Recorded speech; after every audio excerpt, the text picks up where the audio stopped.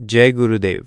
यह राम कुमार पाल की कहानी है, जो उत्तर प्रदेश के रायबरेली जिले के शिवगढ़ में वनखंडी विद्यापीठ में एक गरीब चपरासी थे।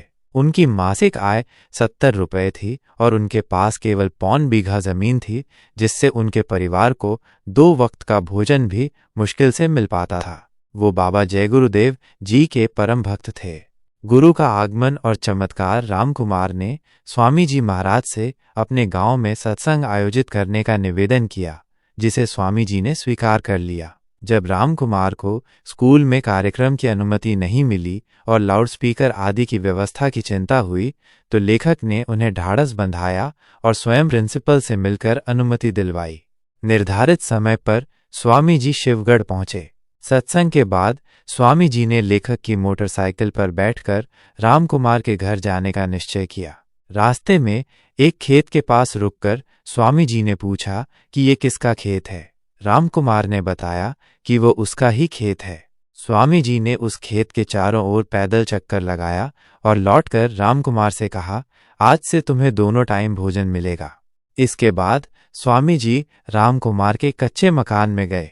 वहां देशी घी की पूड़ी और आलू की सब्जी तैयार थी। स्वामी जी ने सभी सत्संगियों को भोजन परोसने को कहा।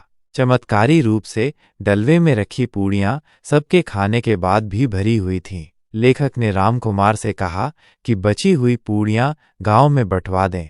एक और चमत्कार तब हुआ जब एक सत्संगी ने दूध मांगा और राम कुमार के पास दूध न होने पर भी एक लुटिया में गर्म दूध भरा हुआ मिला, जैसे अभी अभी डाला गया हो।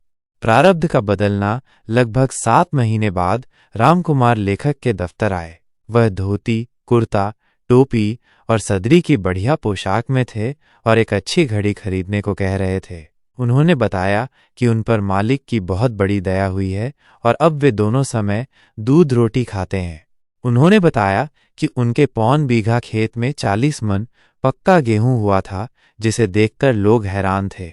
इसके अलावा उन्होंने एक ठाकुर साहब की भैंस के बारे में भी बताया, जो दूध नहीं देती थी और सबको मारती थी। ठाकुर साहब ने वो भैंस बिना पैसे के ही राम कुमार को दे दी।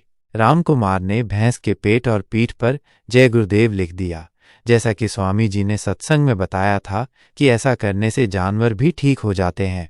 चमत्कारिक रूप से वो भैंस अब दोनों समय 5 लीटर दूध देती थी, जिसमें से आधा वे बेच देते थे और आधा उनके बच्चे पीते थे, जिससे उनकी पूरी तनख्वाह बच जाती थी।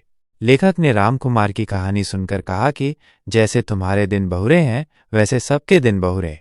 उन्होंने राम कुमार को 85 रुपये में एक अच्छी विदेशी घड़ी दिलवाई, जिसकी बाजार कीमत 125 रुपये थी। लेखक ने सोचा कि स्वामी जी के वचन कि आज से तुम्हें दोनों टाइम भोजन मिलेगा सच साबित हुए और राम कुमार का प्रारब्ध बदल गया।